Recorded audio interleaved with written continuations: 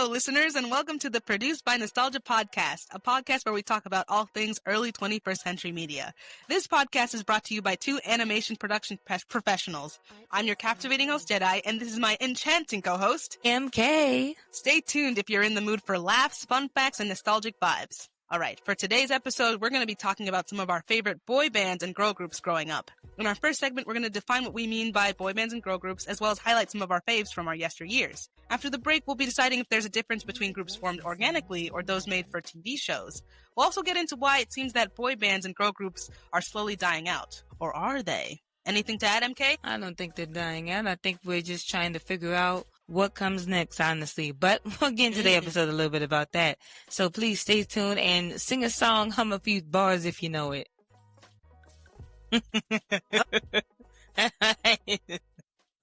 Okay, let's get this show on the road. So I want to start off by talking about that heist that went down in Paris. I'm not sure how long ago it was, but it seems... I'm looking... Oh, sorry. It was like maybe 2 weeks ago. Okay, it was 2 weeks ago. And I just saw an article from the BBC that was dropped 9 hours ago saying that they arrested two of the suspects. This is actually a wild heist. You get what I'm saying? Because in my mind, I was like robbing the Louvre like that. I don't know. I'm thinking like it's like high-end security. Like there's no way that folks takes is some getting away guts. with it. That takes like guts, Inspector Gadget. Balls. Like, hold on, I gotta crack the database. I'm in. Like, what freaking lasers, mean? Hackers, like a 12-person team. But no, it seems like it was just 4 people, and they broke in by using a lift, and they used power tools to open the window like something out of a movie. They got in, threatened some guards. They threatened some guards who apparently just left. And in one of the rooms that they were in, they didn't even have CCTV footage, like camera, like they didn't have a CCTV camera, so they were pretty much uncovered for a little bit of this. And ultimately the whole heist, it started at 9:30, it ended at 9:38. It took them 8 minutes to go in, get the jewels, and get out, and they escaped on fucking scooters. You can't make this shit up. That's so. By the time I'm gonna say what took longer than the heist, cooking dinner, going to the bathroom for your break, me putting on makeup, me doing my hair, a commercial, a rewatch of Baby Boy. You get what I'm saying? Like a whole bunch of other shit just could have happened. The amount of time it took me to get my pizza, like they could have robbed 3 other museums. That also tells me I'm not doing well with my time management, I feel. Like that's the truth. We always talk about in America, we're big on productivity. We're big on, making the most of every hour. But shit, I don't think I could have done that. I could not have pulled that off so quickly. I mean, I would have been the nigga who dropped the jewels and just would have been like, oh shit. I can't believe they fucking dropped the crown. I would have gone back for it. I feel like that worth the risk. But you know what? If they grabbed so many, I don't know how much of the jewels they nabbed, but maybe they grabbed enough. They were like, yeah, we can leave it. We don't need that crown. They're like, yeah, this is fine. The crown from Shell City. Literally, that's what they all got. And then they got an ass and stuff. They got some, I know they got they got the earrings of the same set. What else did they get? They got the emerald necklace, which what do you even, I guess you can sell it to black markets. Cause I was like, well, everyone now gotta know that this is from the Louvre. So there's no way that someone would want to buy it, but there's people who would buy from it and you can get like hella money from it. So yeah. And it looks like they could possibly just break up everything into hundreds of pieces. So I don't know. It's been 2 weeks, you said? Yeah, it's been 2 weeks. And they only caught 2 of the suspects. I think there are at least 2 more. It's not looking good for those crown jewels. I mean, but Loki, man, shout out to them. Times are tough. Sometimes you gotta steal some jewels. Sometimes you gotta do what you gotta do to get food on the table. I think I saw a TikTok or something, that was like the people who possibly could have got away with it. And they had like Catwoman, they had the Totally Spies, like there's a slew of people who I could have felt who did it. But yeah. The lipstick. I just want to talk to them. I want to interview them. But like, how did you do it? Why did you do it? This is who we need, honestly, to make documentaries about. They're gonna make a Netflix documentary about this within the next 2 years. It's being written as we speak. You know, we already have heist movies, but I kid you not, there's probably a movie already in production at Netflix as we speak. And they're gonna make it a rom-com, and old girl, she meets this guy in the middle of them doing the heist. So now she has to run, like with them and stuff and play along with it. And it's like, oh my gosh, so I fall in love with them. And then at the end, we turns out she was a part of a different heist the whole time. Oh my gosh. I just made a movie. Write this down. Write this down, write this down. I would have to be the one to write it down. Oh shit, I don't even have a pencil and paper. See, and in the 8 minutes that you could have had a pencil and paper, they've robbed the Louvre again. They robbed the Louvre yet again. That's funny. Okay. Yeah. All right. Now that we've talked about the Louvre for several minutes, longer than it took for them to rob the Louvre. I keep saying it wrong. Guys, I speak French, but I don't know how to pronounce Louvre. What is it? Is it not the Louvre? Louvre? The Louvre? I swear I speak, je parle français. Anyway, moving on. Fromage. I speak a little French too. Baguette. Yes. French fries. Right. The frites. Not here to flex my French. For this week's Weekly Unwanteds, let me start up by saying that at the top of last week, I got fucking sick. I caught a cold because my little sister is in college, and so I went to go visit her dorm room, and I guess college kids are just gremlins. They just be living in their own filth. They're all living together. So the viruses and infections and germs, they all just fester in their living spaces. And I made the unfortunate decision to sit in her dorm room for a little bit because I was helping her out with stuff. And so I caught a cold. I mean, at least I hope it was a cold. I feel better now, but I'm like, dang, I don't know how I used to live like this. I mean, I think it's flu season right now. I mean, we're in the fall, almost winter months. So kids, they be getting sick. They be not washing their hands. And again, they're all living in the same place. So it just festers. No, it's very unfortunate that you got sick. Is there anything that you did to like get the remedy out? To get the remedy out, I probably ate like 10,000 cough drops. I drank a lot of water. I only took flu medication like once because I guess I like to suffer. I don't know.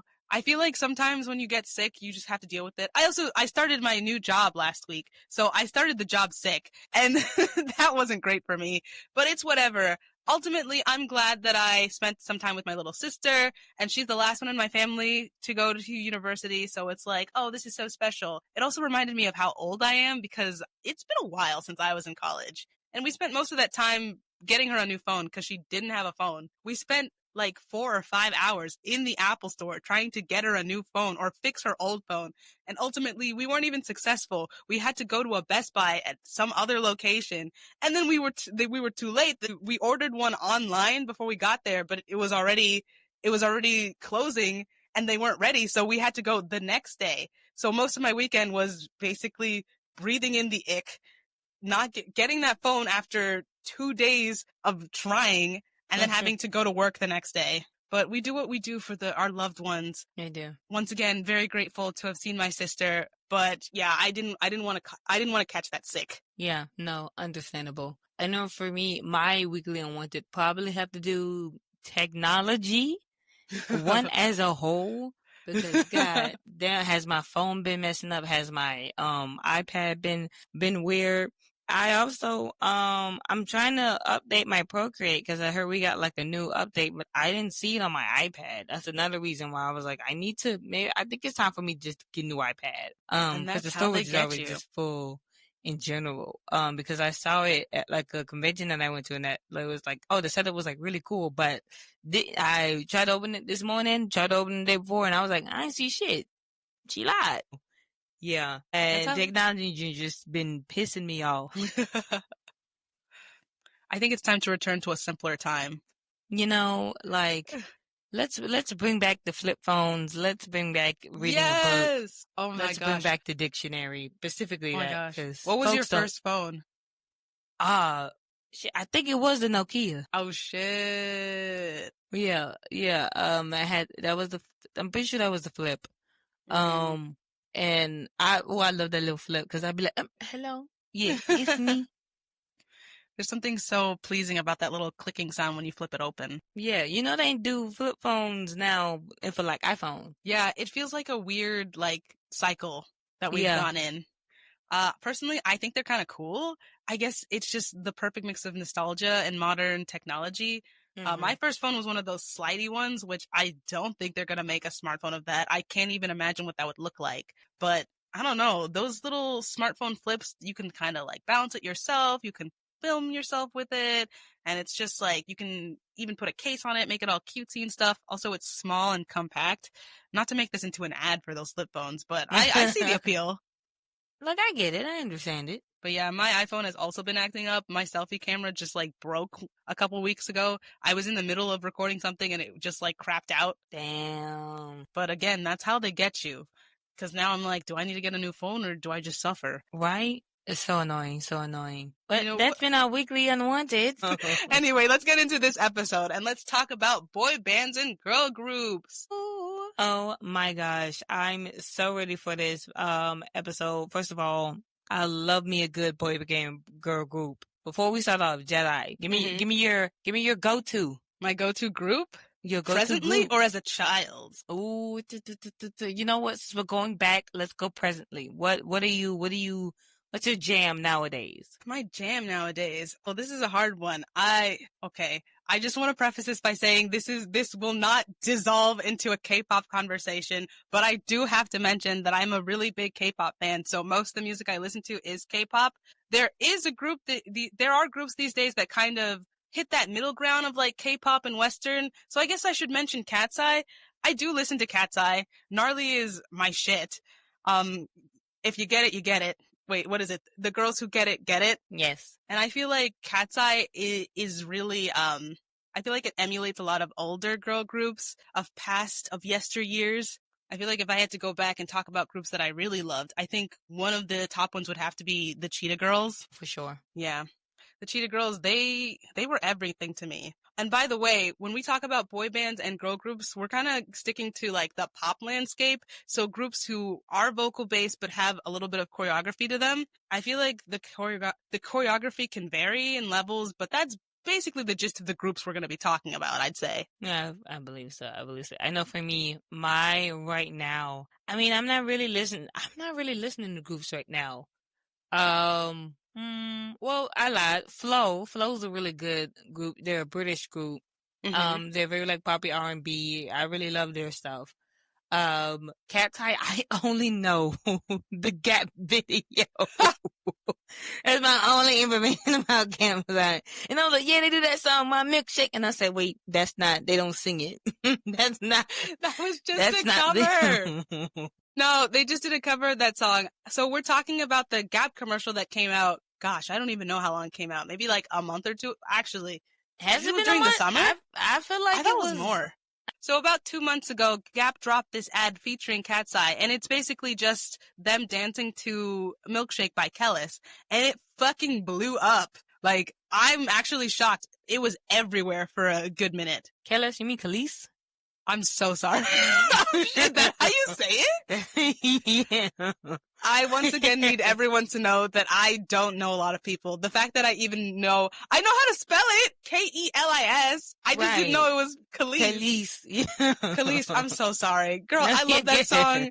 I think you're iconic. I'm so sorry. Please, that's no one crucify me. That's why we're doing this podcast. There's certain things that you know, there's certain things that I don't know. That's why we're learning from each other. We're educating. We're having a mind meld right now. My brainwaves are being sent to MK and her brainwaves are being sent to me. And it's like that meme of those two people who are thinking the same thoughts. Yes. For sure, that's what it is. But yeah, no, because I only know them in the basis of that commercial, which was also, we all know, basically the video of the summer. Getting into it, I do want to specify, as Jedi said earlier, there is a clarification of girl groups and like bands exactly. And so when we say boy band, girl band, it's the type of band I like vocal bands. So the history with that is, with the shoo up, that maybe wasn't the right tone, but they're like the shoo up groups where it's like the men who sit around, barbershop quartet, if you will. They generally go on with that. Another good, like, highlighting the type of groups that we're talking about are the groups like, think of like the Temptations, the Supremes, the Jackson 5. That's mostly like where we're going with. They usually have choreography, a little step, a little dance, and they kind of even center into pop, R&B. Even I know there's like a genre of like even K-pop that we'll probably talk about, but they usually go in that sense. So less more with that and less with artists who like are in a band per se. Like we're not gonna taking out Maroon 5. We were going back and forth with AJ and Allie would be considered a vocal group.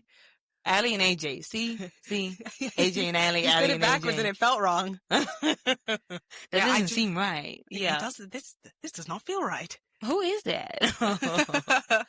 Allie and AJ. Yeah, we were going back and forth on them. Mm-hmm. Because they were like a band and they did musical instruments, but it's like we know them as like a duo. But if you look up the official definition of like girl band, boy band, it's like people who like use just their voice, basically. Like acapella group. In a sense. Acapella means like no accompaniment at all. So they do have music behind them, but they're not accompanied by instruments. I feel like that's the delineation that we're making here. Yeah. Yeah. So we're talking about these kinds of groups from our childhoods. I think there are a lot of groups actually that I could name. Do we want to start with girl groups or boy bands? Let's go with the girls. Ladies first. Ladies first. I think like I said earlier, Cheetah Girls. I think Cheetah Girls is one of the beacons of the early 2000s or late 2000s. They're in the 2000s. I feel like the Cheetah Girls. 2000s, yeah. Yeah, early 2000s. They came about because of their movie. And I think at least 3 of the members were already in a girl group before they joined the Cheetah Girls, before they auditioned for it.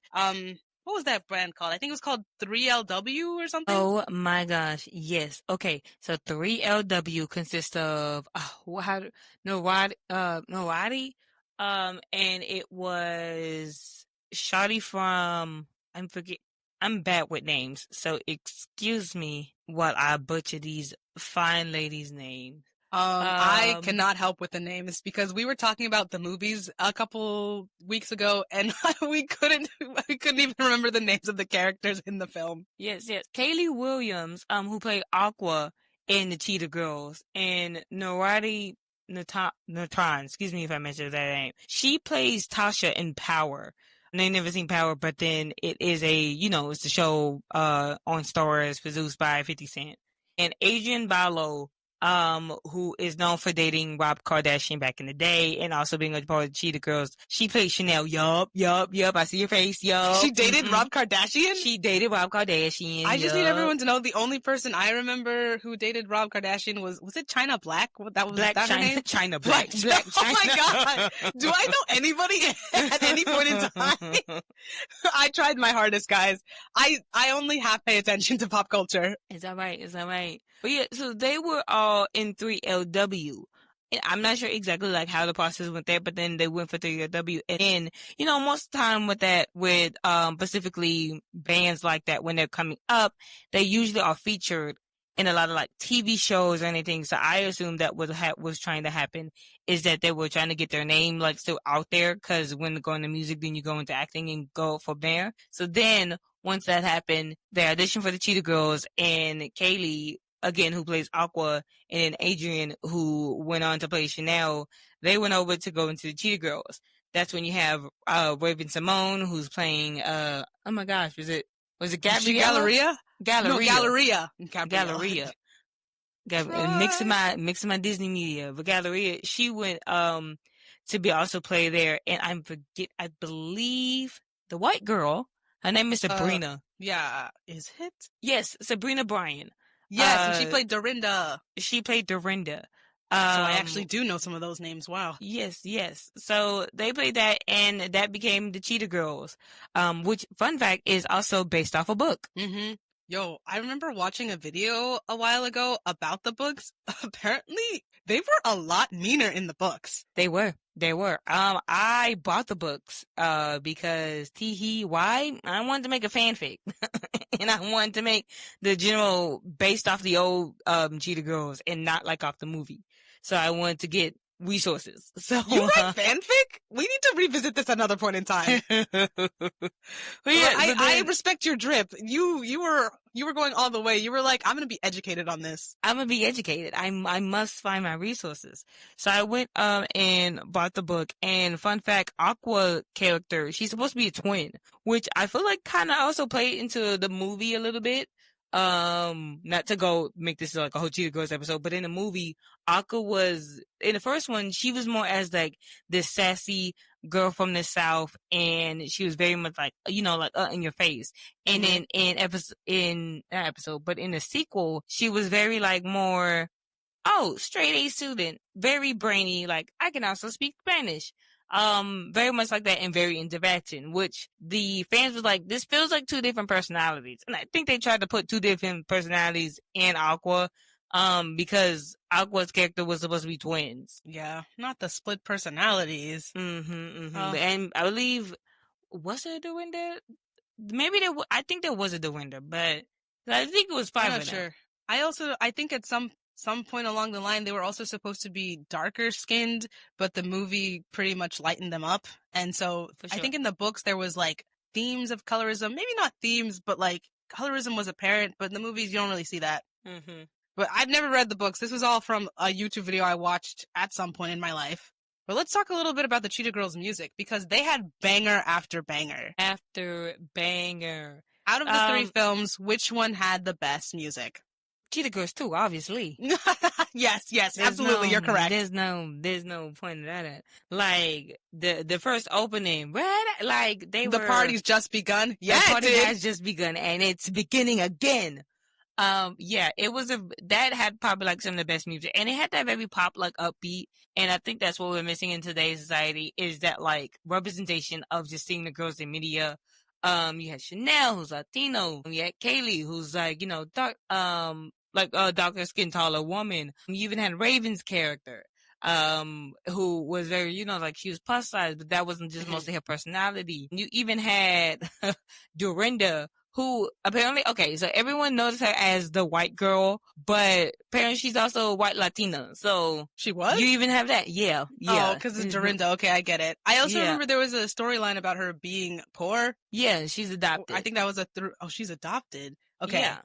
I need to rewatch these films. I actually am not sure if I've ever seen the full first film, but that will be remedied one day. Yeah, well, now we have to do a watch. But yes. Triple feature. But yeah, those, that was the pivotal, because even their songs outside of the movie was really good. There was a first of all, there's a Cheetah Girls Christmas song that I play every year that goes on my rotation, like a Cheetah-licious Christmas. Like, yep. It's amazing. I love their song Fuego. Fuego is good. Hell, I be singing Feliz Navidad. Like, they have a whole range of their songs and of their music. Because even their success went out even outside of the shows. Because we all know that kind of crossover episodes. The Cheetah Girls was featured in the episode of Zack and Cody. Yeah. So that was like really cool. And the Cheetah Girls was featured as like the group, the Cheetah Girls, not the Cheetah Girls from that movie. Exactly. You get what I'm saying? Like they were, and it was because it was the three of them. Yeah, because at some point Raven, she was not with it anymore. So they kind of went off. They did their own thing and they became their own trademark. Yes. And they were performing in shows. It was doing their own thing. Yeah. So I guess like other than the Cheetah Girls, who again was the pivotal moment of my childhood, I would say another good group was the Spice Girls. Ooh, yeah. The Spice Girls are so iconic. Out there, okay, so because they were like on the later half of things, I will say, what's your favorite Spice Girls song? Let me ask that. My favorite Spice Girls song, it would have to be "Wannabe." I feel like every karaoke party I go to, someone has to sing "Wannabe." It's just, she's that girl. She is. Do you remember when that song? Do you remember when that song was featured in Chicken Little? Yeah, I don't want to say that's the first time I heard it, but that was one of the situational moments in my mind. The first time I heard it. Yeah. Because technically we are 90s kids, babies, but weren't really there for all of the 90s. Spice Girls were really big in the 90s, right? Yeah, they were really big in the 90s, getting into 2000s. You know they had a movie. They did? Oh yeah, wasn't it like Mm-hmm. a world domination type movie or Yeah, like they saved the uh world and everything. That they which was also saved the world? very which was also very pivotal. I feel like first of all, if you were a girl group band group, you was gonna get an acting deal back in that day. Like that was Yeah. very pivotal. Like Mhm. I have specific memories. Even another girl group that I love, Destiny's Child, being Mhm. on just different shows. They was on what was it? Tiana. They was on oh my gosh, what's the Smart Guy? Yeah, they were on that. They was on a bunch of shows where they just made their appearance, and Mhm. they're just iconic. But yeah, I love the Spice Girls. Those ones where it's like specifically like a theme to them Yeah. and stuff. I feel like the Yeah. Cheetah Girls were their own like Cheetah Girls type thing, but then you got Sporty Spice, and then you got like, oh my gosh, you got Do Scary you Spice. know all the spices? Okay, I definitely don't know all the members' names, but I think I know at least 3 of the spice types, which you have already named 2 of them. Scary Spice and Sporty Spice. Posh Spice. Ah, I think she Victoria Beckham. Yes. I had to think about that because I knew she was married to David Beckham. I don't know what her maiden name is, but I know she was posh. I hope I'm not wrong. What was the blonde one? What was she? Baby Spice? Yeah, Baby? I think she was Baby Spice. Baby. And then there's Ginger Spice. Oh my God, I know all the Spice Girls. Period. See, and And those are Scary. very Sorry. no, no, no. I think you're right. I was saying like they were very like into like girl power, and I Mhm. feel like that's honestly what the generation of girl bands it usually is. It's like Yeah. we're teaching young women how to like be themselves and work because girls are cool and we can do anything boys can do. Mhm. Also shout out to the Pussycat Dolls. I love the Pussycat Dolls. Can I name every member? No, I cannot. But We can name that one member. I can name Nicole. Yeah, Nicole. She That's it. That's all I got. it's unfortunate, but yeah, I could not identify the rest of them. Nope, nope. And then I would say going into, okay, you mentioned schoolgirls? Schoolgirls. Okay, yeah, this is back in kids TV era. So Schoolgirls, they were this group that I think was produced by Nick Cannon. They had a movie and I think they toured for a little bit. I don't think they lasted that long, but I remember seeing that film and thinking, I like this one song that they had, but then I never heard from them ever again. To this day, I do not know where they went. No idea. I didn't even I remember seeing like promotion for the movie, but I don't remember the movie, so I don't think I watched it.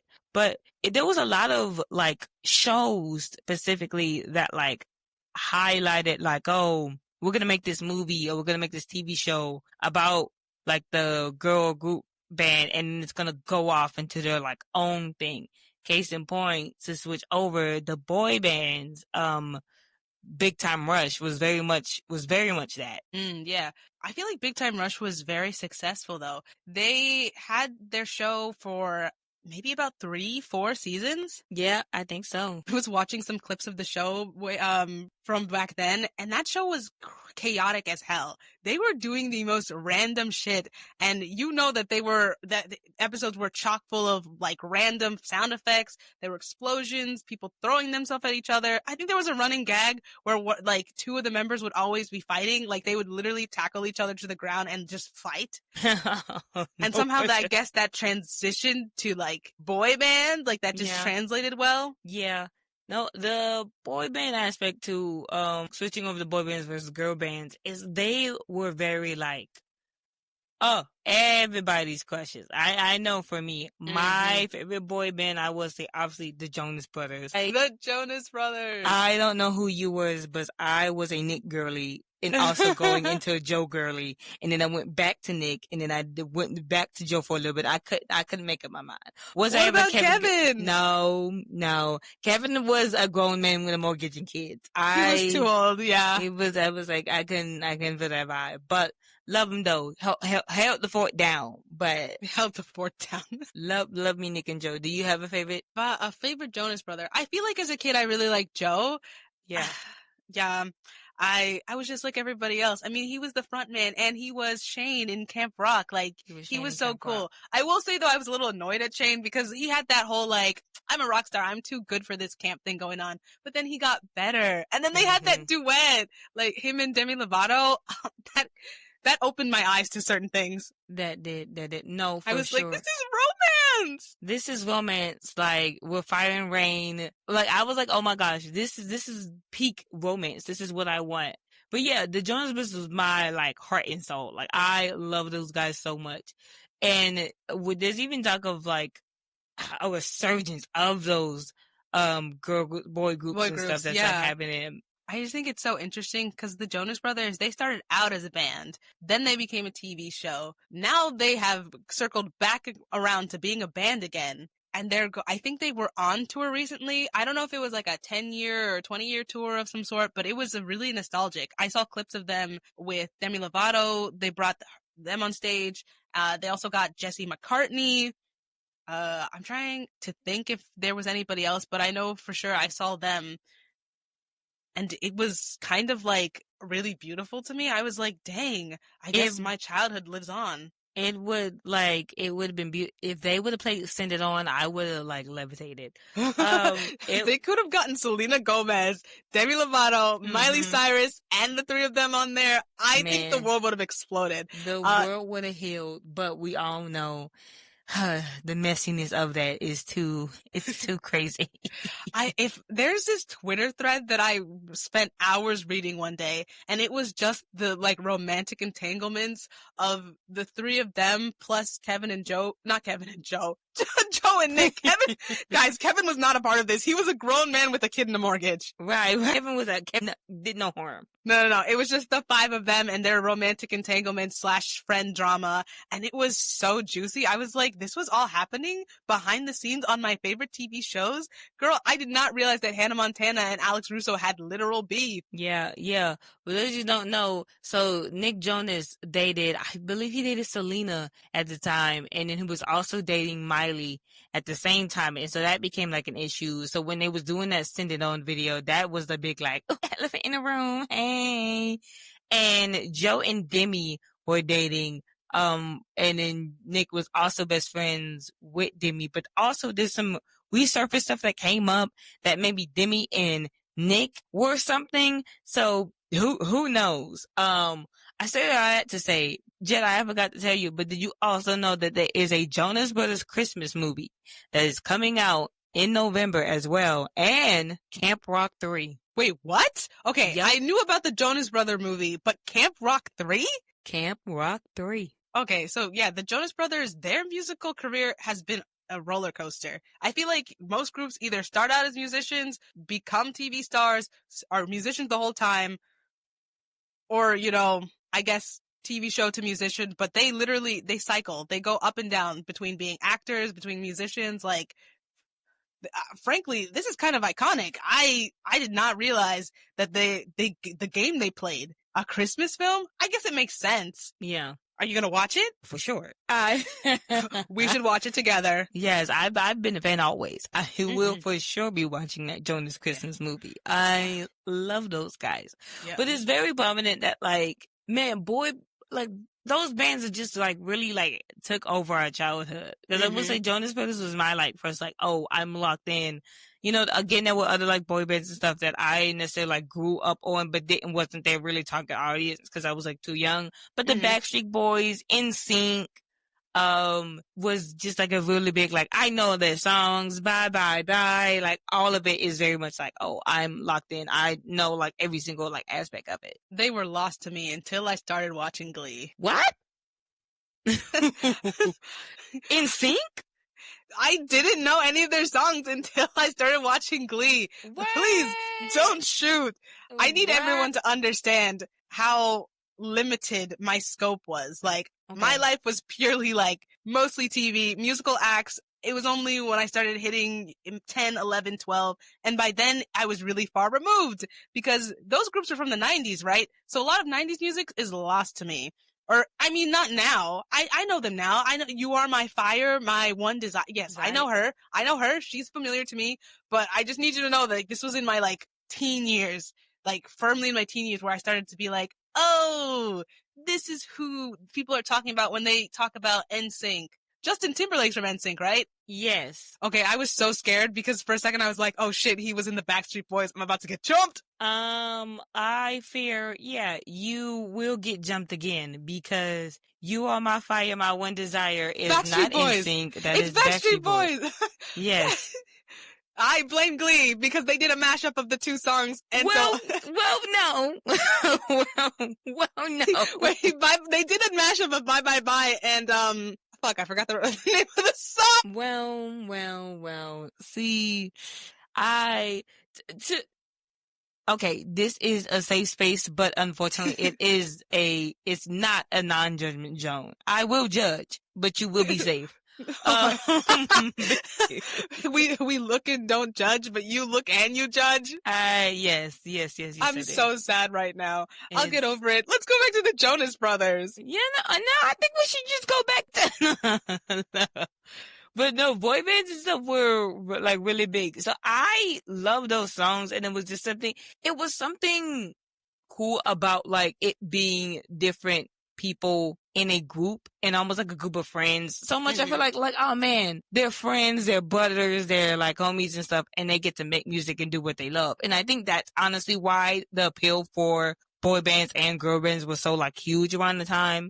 Like, wow, look at these guys like hanging out and being cool. And if you read like any like teen magazine or anything, it would be like, oh, here's what Joe likes to eat in the morning, or here's what like these guys like to do when hanging out with each other. That was like always like a big thing because I love One Direction. And oh yeah, oh my gosh, I was there for that. When like when I tell you, they were like everything to me, and it was very growing up.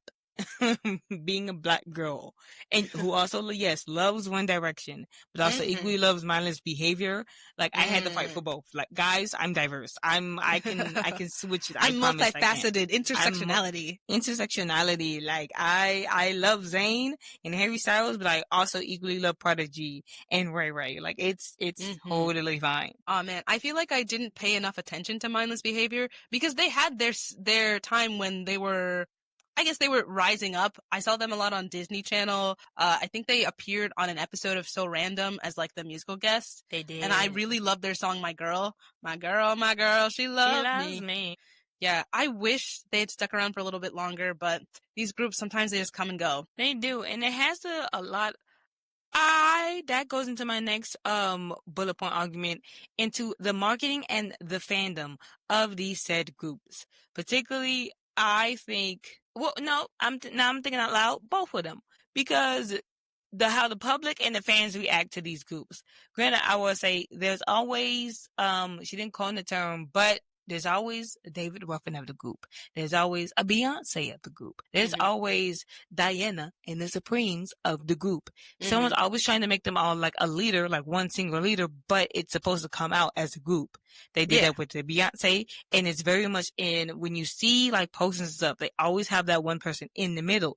In the middle is supposed to be specified like that is the leader. That is the main one. Sometimes are they the best singer? Yes. Do they have the vocals? For sure. Now, personally, I love Harry Styles. Yeah. But I will argue that I love Zayn voice more than Harry Styles. I thought it was like the just there, but it was also just assumed and picture it is that Harry Styles is the leader of the group.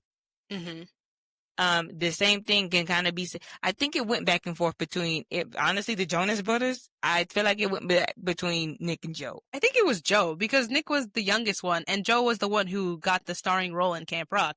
I always thought he was the quote unquote leader / center of the group. Yeah, but it also came out that Nick was kind of like the leader of the group. Like he started the band and he's the one who ended the band as well. So he had sway. You get what I'm saying? I just had a debate about this. Yeah, he had Nick had a more like successful solo career. I would say, yeah. I like a lot Joe of his was solo also music. in the band, but I also like some of their stuff. So, yeah. Yeah. I feel like another part of the marketing is like the different archetypes. So you have, that center, that lead person, but then you have, I don't know, the bad boy or, the cute one.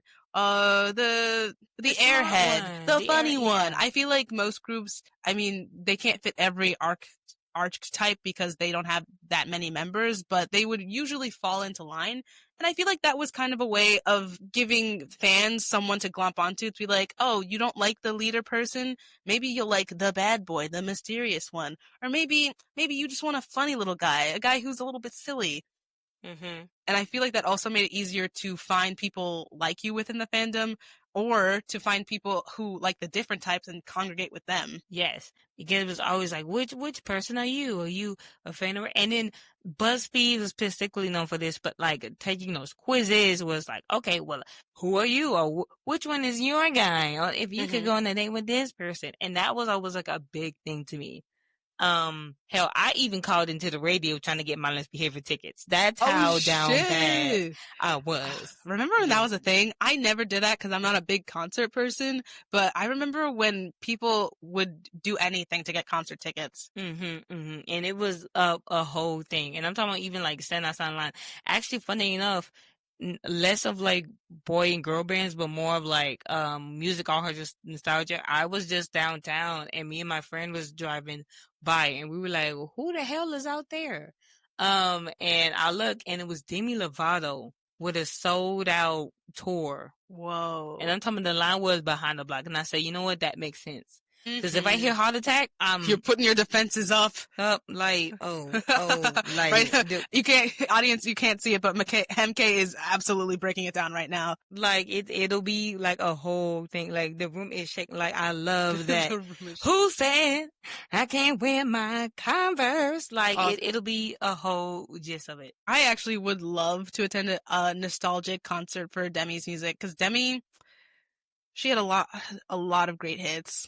She did. But let's not stray too far from bands, though. Going back to bands, yeah, so they have the different archetypes, they have their leader person, and something that I found in my research for this episode is that there was a little bit of a different reaction to girl groups versus boy bands, and how, like, the life cycle of a girl group. So in the 2000s, apparently it was just, like, a common phenomenon that girl groups, they would, be doing their thing, they would reach, little, medium, great success, but then at some point they would disband because, I don't know, a member or several members would want to start pursuing solo projects. And so the group would kind of either disband or be put on indefinite hiatus. So this was just something that happened to pretty much all of the girl groups from the 2000s to like the 2010s. Yeah. Talk about Fifth Harmony, if we talk about Little Mix. I mean, some of them lasted longer than others, but that's ultimately what happened. They would be formed, they would have their run, and then all of a sudden, we all want to go our own way. And then for boy groups, I mean, that probably is the way of boy groups, but they don't have as much of that reputation of like separating because someone wants to go solo. One Direction does fall into that because, well, kind of. They lost Zayn at some point, but they continued on without him. So it wasn't really like one person left and then Zayn, yeah, they continued on for a good couple of years actually. And then I think after a number of years, that's when we started seeing, Harry go solo, and then Niall, and then Louis, and then Liam. It wasn't in that order, but like you get the gist of it. So I thought that was interesting. But for boy bands, Jonas Brothers, they're still together to this day. Big Time Rush, they recently toured or are touring right now. Both. They are like back together again. I think it is again with the resurgence of nostalgia, like they're realizing like, oh, our fans back in the day now are grown with their own money, and so we should probably do a tour. And that's exactly what happened. Because even pretty successful, yeah. Exactly. The Backstreet Boys and even NSYNC got back together. They was like, guys, we gotta get with the program. When they got together for the Trolls movie, I think that was my redemptive arc, because that is when I got to experience them firsthand. I love that film. The Trolls third movie, what was it called? Band Together? Yeah. I loved the whole boy band thing they had going on. Like, it was just a grand old time. They put in a bunch of music from different boy bands, but I think all the brothers they weren't played by any of the NSYNC members. NSYNC just had a song on their album. Yeah, the NSYNC members came at the end as like trolls and stuff, and they were like, and Branch. Okay, because the premise of Trolls. Yeah, we should explain the premise of the Trolls movies. The premise of the Trolls movies is that they have to get basically like the band back together because one of their band members was like taken by like this evil like group, one boy, one Yeah. girl, instilling their like powers, to like sing. Yeah. So they was like, we gotta They're get all the band back brothers. They together. were a boy band of brothers. And one of their Yes. brothers was kidnapped by these two evil people. Yes. So then they got the band together. So the band of brothers is not played by them. I would say Kid Cudi though plays one of the brothers. Yes. And he did a Yeah. good job too. He did a great job. I just got excited. I knew that they didn't play them. They made a cameo. Yeah. They made a cameo at the end. Because everyone was anticipating that. Because it's like, oh my gosh. And I forget what reason of them falling out. But I think that also happened to what, like, there's always, like, again, a Beyonce, a Michael, Justin of the group, Justin Timberlake, was obviously a part of NSYNC. And then he band together and branched off and did his own thing and probably, like, one of the highest success. But everyone always argued that JC was the better vocalist. But I will say that band is also, whenever there's like a band that is like, referenced in a TV show, movie, cartoon, or anything, I really feel like they go to NSYNC, they go to Backstreet to really like hone in and show like, this is what we're using, because they were very popular of that. Like, do you like this guy, the bad boy, the funny guy? Oh my gosh, the salt and sweet and sensitive guy. I feel like they perfected that boy band formula that is like reused over and over. I mean, I feel like newer boy bands, they don't adhere to it as strictly, but I think if you really tried, you could place every member into an archetype. For sure. There are hella archetypes that really go for that. Even going to the girl group, I feel like the leader is always supposed to be like, the sassy and the cool one. Almost like the TLC effect, the crazy, sexy, cool element to it. It's like one girl who's like really cool, laid back, maybe like she's even like the rapper of it. Like the crazy was like, oh, she's like very edgy. She's like not to be played with. And sexy is like, wow, who's like the hottest one there, like of it and everything. So it's that has always been like an archetype and so it's very crafted. Basically, is what I'm trying to get at. That very when manufactured. Exactly, with boy bands and girl groups, exactly how to go on that way. I just remembered the male version of the sexy member would be the heartthrob. Heartthrob, I feel like, is a really boy band centric word, but we all know like who the heartthrob in the group would be for whichever group we're talking about. Yeah. Well, I would argue because I think Zayn is a heartthrob, but then people want to argue that Harry is, but everyone has different opinions. That's all I can say about that. Their opinions be wrong. True. Well, let's not get into it. But I don't want to start a fan war. And also, what? I didn't know we were saying fighting words. Okay, I thought you said this was a safe space. Safe from you and only you. Only. I hate that. Also, not to fall into a stereotype, but talking about like highly manufactured musical acts, it just makes me think of K-pop, which I have some groups that are nostalgic. I haven't always been a K-pop stan, but back when I was a kid, there were some groups that I feel like planted the seeds for who I am today. And one of them would definitely be the Wonder Girls. So the Wonder Girls were this K-pop group from this company, JYP, and they blew up in America like randomly. I don't know how popular they were and for how long, but they were popular enough to be featured like in music videos in the Justice store. I don't know if you remember the Justice store. It was like Of course. It was a teeny bopper preteen girls clothing store. So I would be shopping and on the screen there was this fully Korean group. They sang their song in English, of course, because it was playing in an American store, but I remember being absolutely dazzled by them. Because going into the manufacturedness of it, they spent a lot of time on their visuals, on, their concepts, and they are strict about, if you're this archetype, you need to act like this. Like, they go full 100%. Like, I would say in Western bands, they kind of implement these archetypes onto the group members, but it feels more organic. It feels more authentic, which I feel like you can argue. I feel like some people do it better than others, but it like overall, when you compare the two, Western versus like K-pop, Western feels less manufactured, even though it is, and K-pop, they lean into that manufacturedness. They're like, this is what you're getting. This is the product that you wanted. Here, take it out of my hands. And I remember just being really dazzled by everything going on, like the production value of it all. And to this day, now we're in a like K-pop surgence. Like K-pop is like global now, and you see it on a bigger scale. We even have BTS, who were the biggest boy band. I think they are still the biggest boy band to this day. Like at least right now, I can't think of a group that's bigger than them right now. I can't think of a group that's bigger than right now, but I know some that's like making it happen. My sister is a fan of 17, so I know that's like another K-pop group. Yeah. I feel like one of the reasons we might be seeing, a surge of K-pop becoming more popular in the West is because people like the safety of like, this is the archetype, this is what they're going to deliver, like, this is not hard, I know who this member is, I know what kind of music they're going to put out. I feel like people might find a bit of comfort in that, and it's just different enough to feel like it's special. Like, Western boy bands, I feel like at some point they start to meld together because, people like to compare groups. So people will compare, after One Direction came out, we had Why Don't We? We had Pretty Much, and people would compare them. I think they all have their differences and they're all distinct, but a lot of the time people will just mesh them together. And I feel like K-pop feels like the new fancy toy of like, oh, they're different because they're from Asia and their system is different and their dances are like cleaner and you can learn them. You can do challenges. Like, they're a very social media heavy fandom. So I think it's easy for people to fall into it in a way that's become hard because just everybody, I guess, has decided that we don't really like the Western boy band anymore, which I think is kind of sad. And I'm ready for another boy band. I'm ready for one to come up out of the ashes.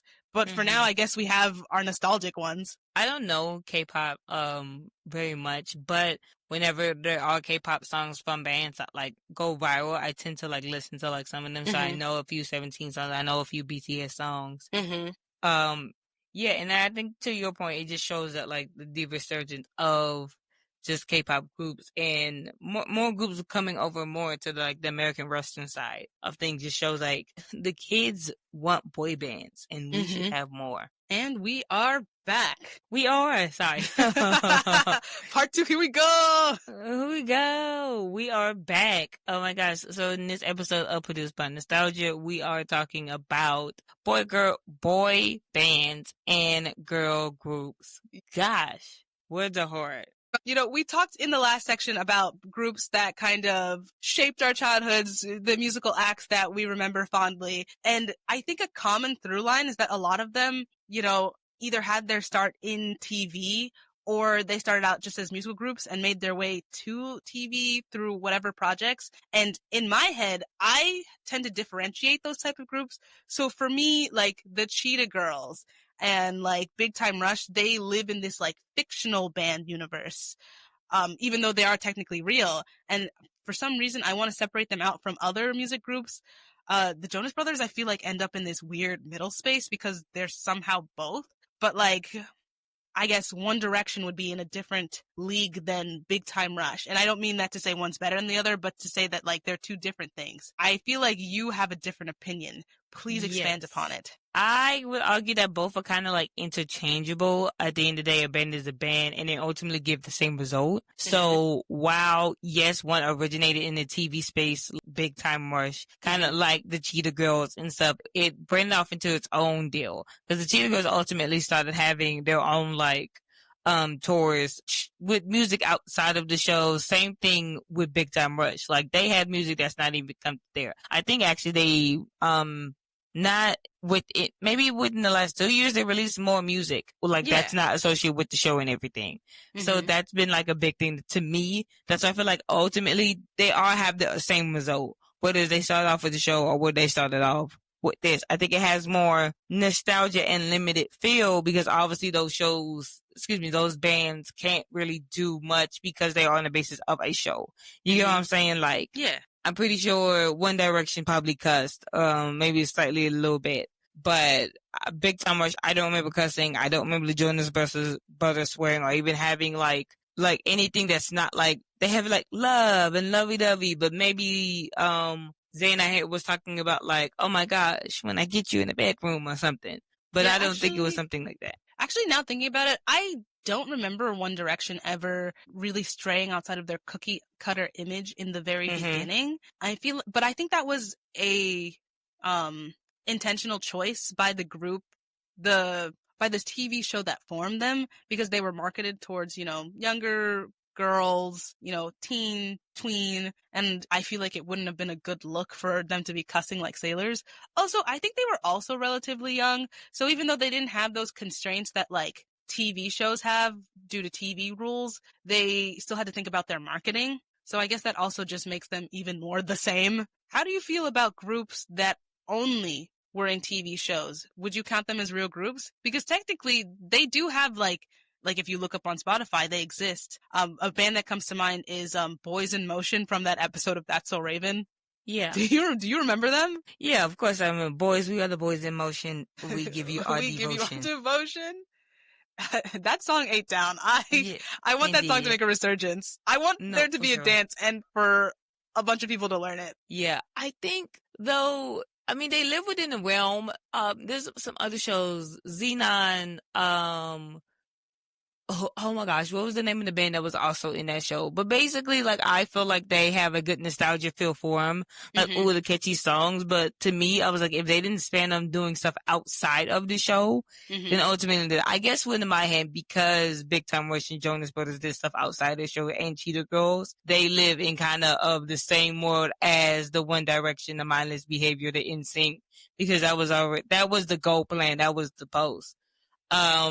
I think honestly the Boys and Moses probably didn't do a thing because they spewed older, so that Yeah. makes sense, and they came from a kid show. I feel like when you like kids tend to appeal and like something that's more like older in age. So Yeah. Growing up, we're maybe like 6 or 7 or 8, but then like wow, we're seeing these like teens and tweens, which really is just 13 or like 16 or something.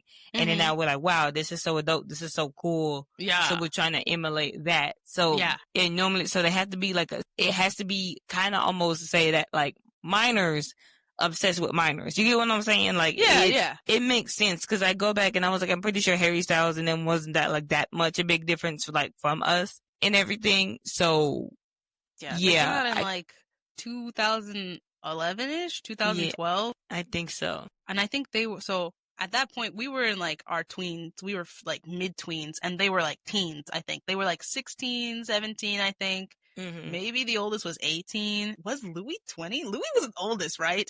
I'm really trying to think back. Yeah. But basically, yeah, we were just kids obsessed with older kids. Yes. That's very interesting. And actually thinking about it more, I'm realizing that a lot of these groups technically come out of shows. They don't come out of TV shows for kids, but they come out of competition shows. Like One Direction came from Britain's Got Talent ?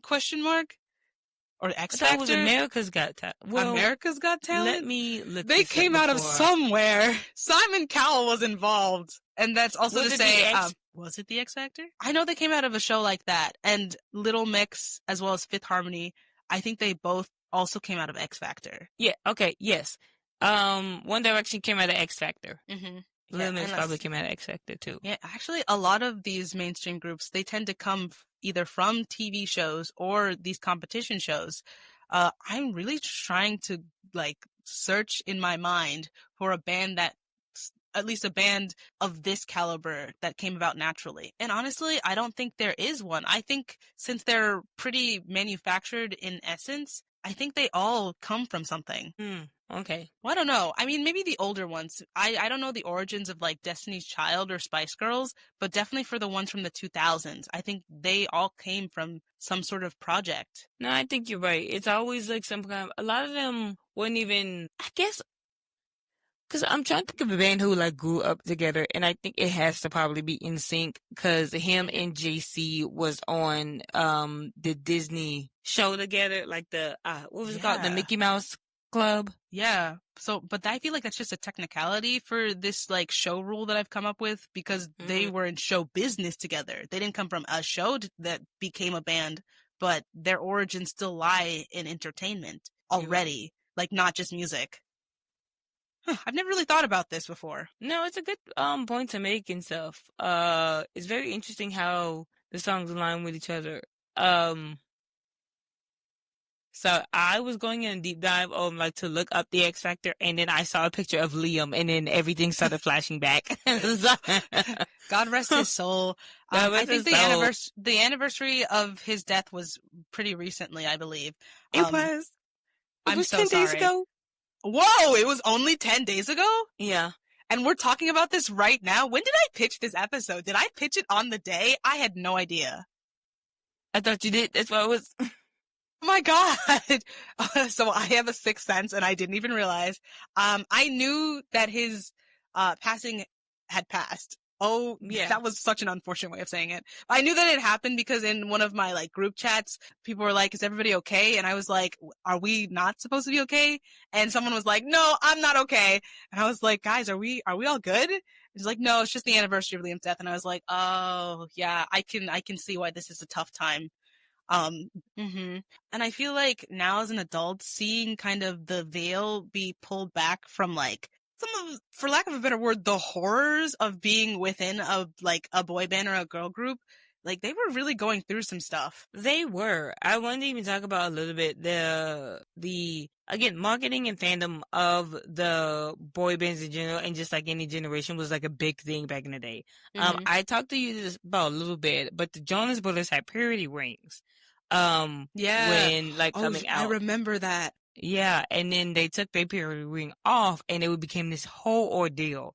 Cause who are you having sex with? Who did this? Who did this? They're kids, guys. Oh my God. Please. I did not know that. I mean, I'm not surprised. I'm not surprised because there's just something about like band fandoms that makes people go a little crazy. I mean, celebrity culture in general, but like I've witnessed firsthand how wild people get when they are discussing the members of these bands and like their perceptions of them. Mm-hmm.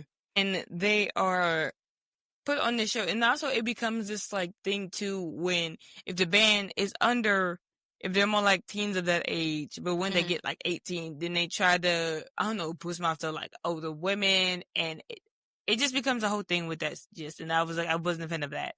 But even they were going through a lot of times, if there is a person of color in that group or the darker skinned one, they tend to go to a line of like racism. Again, from like 3LW, Natari had to go through it. Zayn came out publicly and mentioned like the racism that he experienced doing 1D.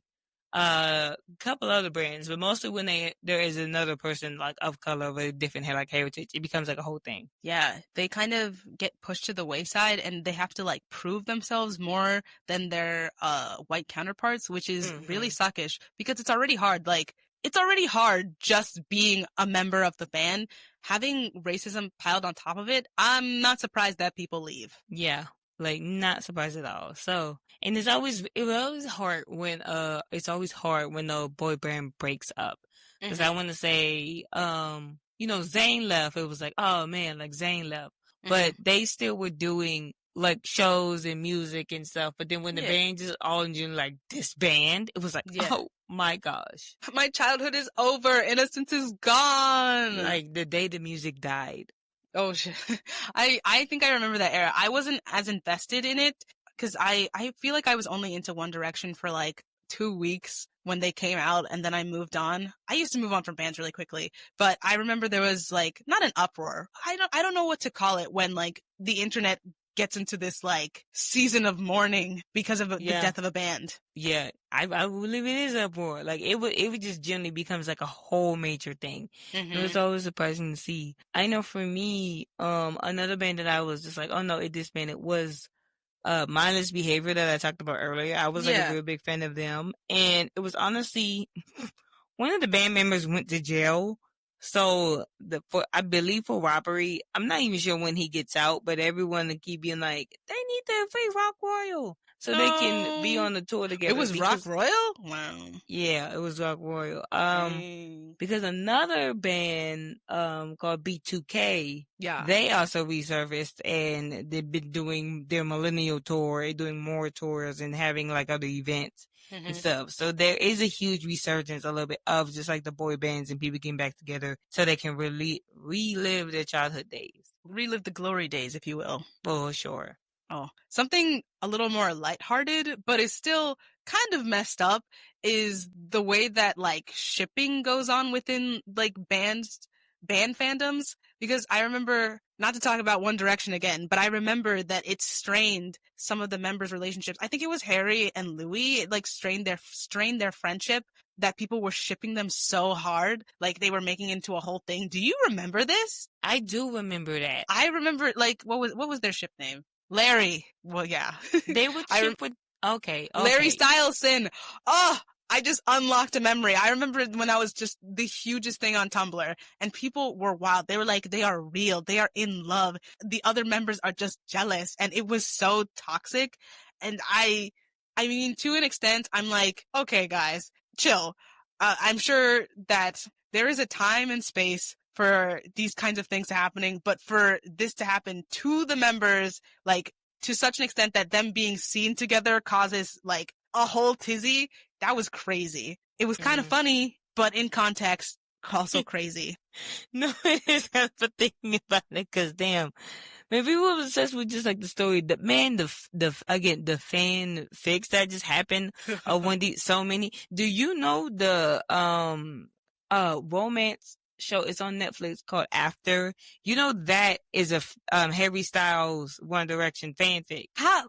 What isn't a One Direction Harry Styles fanfic? Because I think there's at least two other, like the 50 Shades of Grey, I think was also One Direction.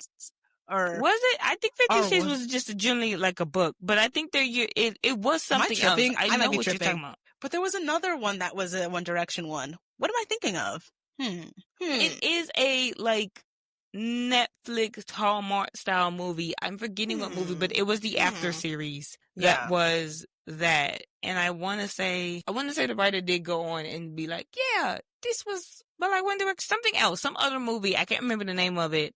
But it did get like hype, and people were like, it was based off like the 1D characters, because the 1D people, they do become characters. I feel like in pop culture they become characters, and I feel like that dehumanization also lends to like the breakdowns that happen within the artist's minds, because they're like, I'm no longer a person with my own autonomy. I am just a figure of someone else's imagination, which is really trippy when you think about it. Yeah, now I'm just a hot guy. Now I'm just a bad boy. Like, now I'm just a heartthrob. Gosh, I'm more than that. I'm multifaceted. I'm layered like an onion. Like an onion for sure.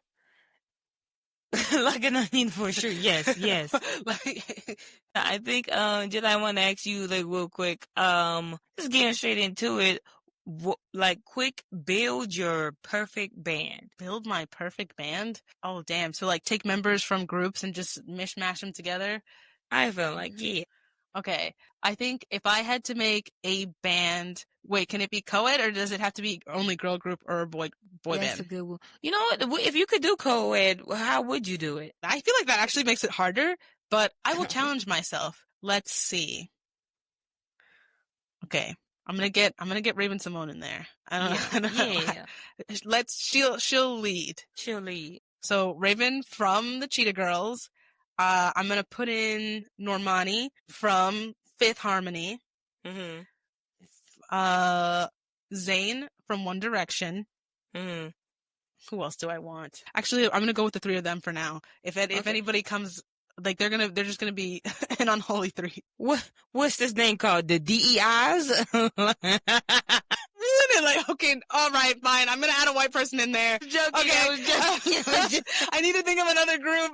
I need to add a white person before they claim reverse racism. Oh God. Oh no, I'm gonna take a member of BTS. I'm gonna take Yoongi from BTS. Suga. He's gonna be in there. He's gonna be the group's rapper. I still need a white person. Logan from Big Time Rush. Only because I had a crush on him as a child. I made the joke and you said, look, I need to add another white person. Let's throw in BTS. Well, that's not. No, I interrupted myself. BTS are not white. They're fully Korean, please. I feel like my group is very diverse. It's very more diverse than most groups these days. And sure. They also span genders. The kind of music they will make pop hits with heavy rap verses. They'll occasionally foray into R&B. Their dances will be pretty simple to highlight the, smoothness of the R&B hits. Right. Yeah, they will tour all over the world. And yeah, they'll just, I'm trying to come up with a whole like concept for this group, but ultimately they're just a group of people who no one ever thought would be in the same room at the same time. They will have plush dolls. Yes, yes. I think that's amazing. Okay, so I think for me, I think I would have Joe from the Jonas Brothers. I One, wanted I him. think he's a great front man. He really is. Yeah, I think he really like steals the show, steals the scene, and all the girlies love him. Then I'm trying to think like, cause I think Raven from the Cheetah Girls is a good like match. Yeah, she has, I feel like, energy that could fit into a lot of groups. She's very cause even in Chinkers, it's noted that she's not the strongest singer, but I think because of her passion and everything, Yeah, she's really versatile. She gets the job done. I feel like she puts her whole chest into it. Yes. Oh, for sure. So, okay, I'm gonna go Raven as well. And let me see, I got Damn, I'm gonna add Joe Jonas to mine too then. Let's go. I got Joe. Okay, who else do I pick? I think you have to pick somebody from Mindless Behavior. That's what I'm feeling. I feel like I should. Okay, well, let's be so fucking for right now. Only Prodigy sung. Oh? So all gaslit to think, mind you, we were all gaslit to think that he was like the ugly member of the group, because which he did talk about. He talked about how he was featured with a lot of like colorism and going out, because a lot of people was like, I don't want Prodigy, he's ugly, and it's like, whoa, y'all, everybody chill out. I gotta look him up. I don't remember what he looks like. Yeah, everyone was dogging him, and then I felt like that was so unfortunate. And again, to be a kid in that space too, I could only imagine. So I was like, yeah. No, I do. But Prodigy was really the only one who sung. The other thing was like Rock Warrior was just supposed to rap. Princeton was just supposed to intro the song, cause B, y'all, that's the only thing I remember him saying. So I was like, see, I'm looking at pictures of him and I feel like he looks fine. He was wearing these giant glasses though. But that was of the times. He also had a mohawk that was of the times. So I was I feel like all these kids are at the same level of what would be in the modern era cringe. But at that time, he was literally what the pitch was. You look up a picture, the New Boys, Diggy Simmons, Trevor Jackson was all like wearing that shit. So I was like, I don't understand why people was beefing. Yeah. Also, if he was getting more colorism than the rest of them, I'm not understanding, because all of them are the same shade. Like, but in he these had pictures, more. What's it called? He had more Afrocentric features. You know, facial features, I feel. I think I agree with you, but at the same time, I'm also like, man, you guys were wilding for this. Like, I'm literally looking at a picture of the four of them all together, and yeah, but ultimately, I'm like, I think you guys were just mean. I think you guys were just mean. So that was always like a big thing. But yeah, Prodigy was the only one who was singing, so I would have to only pick Prodigy. All right, well, Prodigy, you've made the cut. Prodigy, you made it, 'cause you are the Prodigy. And I'm trying to think if I had, because I have Joe, I have Prodigy, I have Raven. I'm trying to think of one more person that's like really essential to me that I feel like could really eat the girlies up. Oh, because who's my rapper? Yeah. Louis from One Direction. Well... Well, no. This is no shade. I don't think One Direction was ever really a rapping group. No, they always sung. But it's very funny that I'm like, well, someone needs to be the rapper in the group. Again, the bad boy aesthetic. Oh, I did not mention this group. Oh my gosh. I used to be obsessed with them in college. Oh my gosh. What is it? Hold on. Pretty Much. I love Pretty Much. Okay. And the rapper from Pretty Much, think his name. I remember you had blonde hair. Was Zion. Yes, Zion. Yes. That's who I would pick. That's Girl, why have we never talked about Pretty Much? Because they were one of my favorite groups in college before I got into K-pop. Like, I know so many of their songs. Teacher, Would You Mind? Tell me what you want, because I just can't wait no more. Yeah. Oh, they were also formed by Simon Cowell in 2016. Simon Cowell, he be collecting these boy band members like Infinity Stones. He's the Thanos of the entertainment industry. Another. I really liked Pretty Much, and I wish they had stuck around for longer. I think they were having a pretty solid run for a good while. I'm not entirely sure why they fell off, like why people lost interest, but maybe they had like a long hiatus or something, or just creative differences. It could be a number of things. Yeah, I'm not sure why they fell off either. I remember they were doing pretty good. I think I did hear something. Maybe it was some drama with one of the guys because they fell off during COVID times. Yeah, maybe COVID. Honestly, I wouldn't be surprised if COVID slowed their roll. Yeah, because they were rising and then, pew. Yeah, it do be like that. COVID was a tough time for a lot of people and in the entertainment industry. But I love that group. I would listen to all their new releases. Yeah. Saying I was a big fan of their group, and I'm like, oh my gosh, they in Cinco, so they had a song called Mi Necesita. Yeah, such a good song. So they were so they did a collab with them. And that's even like a boy band that I even loved. Yeah. Yeah, they were like really good. I'm trying to look and see if I can find, but it could have been the COVID of it all and maybe like some personal stuff that happened, but I can't find anything specifically, but they were good. So your band up until this point is Joe Jonas, Raven-Symoné, Prodigy, Yep. Zion. Yes. Thanks for this. That's pretty solid. Also, I feel like you got like a big age range going on. I do, but in my well, yeah. Slight tangent. So we both said Raven-Symoné, right? Do we mean modern Raven or Raven Cheetah Girls era? Like, are we thinking of these people how they are now or how they were? I guess at their peak. Raven Cheetah Girls era peak. You know what? Yeah, I think because she gotta come out ready. Here we go. All the girls and all the boys. Guys, thank you for adding that.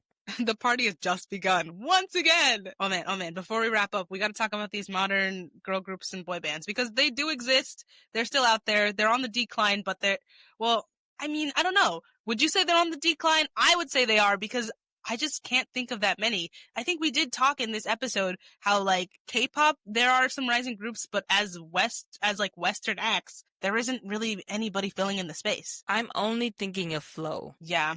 For girl groups? Yeah. We mentioned Cat's Eye. Cat's Eye, they're on the up and coming. They're in this weird space where they're between K-pop and Western music. I mean, they market themselves as a global girl group because they have, because they're diverse. But interestingly enough, I watched this video that kind of likened them to other girl groups from the West, and compared to other girl groups in the West, they're kind of at the same caliber. I feel like the distinction they have is they do have an East Asian member who's she's fully Korean, but of the other members, Fifth Harmony also had a diverse thing going on. They had, Latina members. They had a black member, a fully black member. Yes, Cat's Eye, they have a half black member and they have an Indian member, which is you could say that they're bringing in more ethnicities that you don't usually see in girl groups. But if you compare them to other Western girl groups, they're about as diverse as everybody else. And they were formed by a K-pop company that collaborated with a Western company. So they live in this weird in between, but I like their music, and I think that representation is good. Having more representation is always good. Having a little bit more diversity, more people who can see themselves, where they've never seen people like them in girl groups. Because like I said, they have a Korean member and they have an Indian member, and just they do have people from different countries. Another girl group that I've been liking recently is Say Now. They're a British girl group. And they have 3 members. I need you to listen to Don't Text, Don't Call. That is my favorite song of theirs. And they do a little dancey dance. They have choreographed numbers. And again, they're sort of diverse too. They have a white member, a black member, and I don't know what her ethnicity is, but she looks like she's South Asian. Which, again, makes me think that, Cat's Eye, they kind of are in the same league as a lot of these girl groups from the West. Yeah. Actually, she might look more Southeast Asian. I'm sorry. I will look this up later, but they also have a diverse thing going on. Okay. Yeah, more new boy bands or girl groups than I do.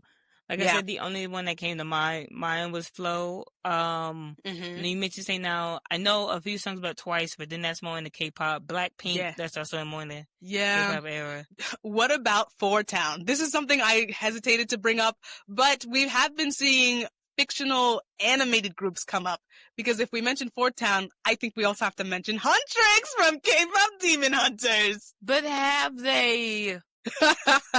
It depends on where will they go from here. You get what I'm saying? Because Huntrix is already having their surface from being on like the Sony like animated project with Netflix and stuff with K-pop Demon Hunters. But I was like, if they do more original songs than just that and using the animation, I can see how it can go and elevate it to its original band. But the singers from K-pop Demon Hunters did perform on the Jimmy Fallon show. So yeah, they also had a feature on SNL. They've been going around and really touring like a real group, which I think is really interesting, and I like it. I do too. Ooh, okay.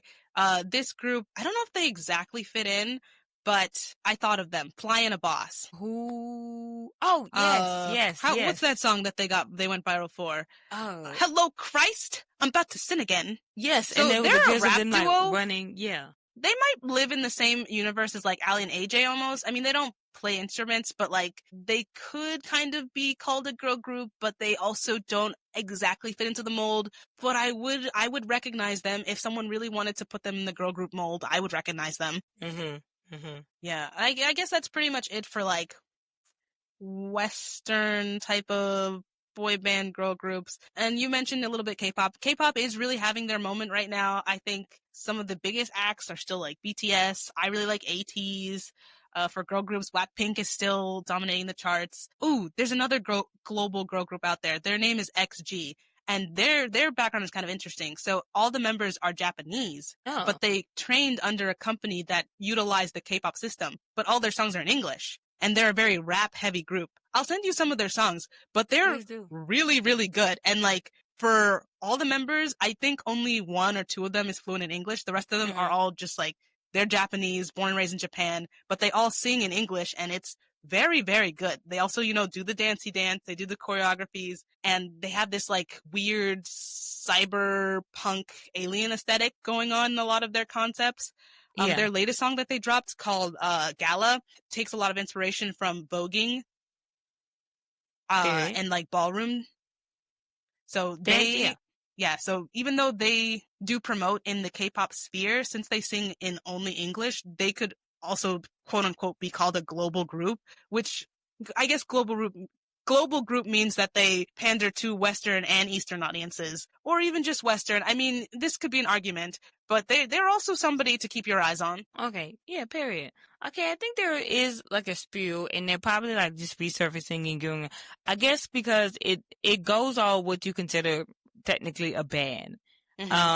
Because there are still bands like out there that like play more like musical like instruments, but because I'm thinking of more the choreograph like stuff, bands itself are, like resurfacing and still living on, but then as far as like girl groups, more centered towards that. And I guess also more centered towards, I guess the tween aspect can be a different conversation as well, because when I'm like mentioning this, I'm mentioning One Direction and Jonas Brothers, and A also give for the cookie cutter aspect. So yeah, I feel like that just about wraps up this episode. This was our exploration of girl groups and boy bands, if you will. Yep. I love reminiscing and listening to everything, and it was a very fun time just singing all the songs. And I'm not gonna lie to you, everything is about to be added to the playlist again, and I'm like, yep, I'm about to listen to that Love Bug again. Yeah. Oh man, I gotta listen to the Cheetah Girl soundtrack.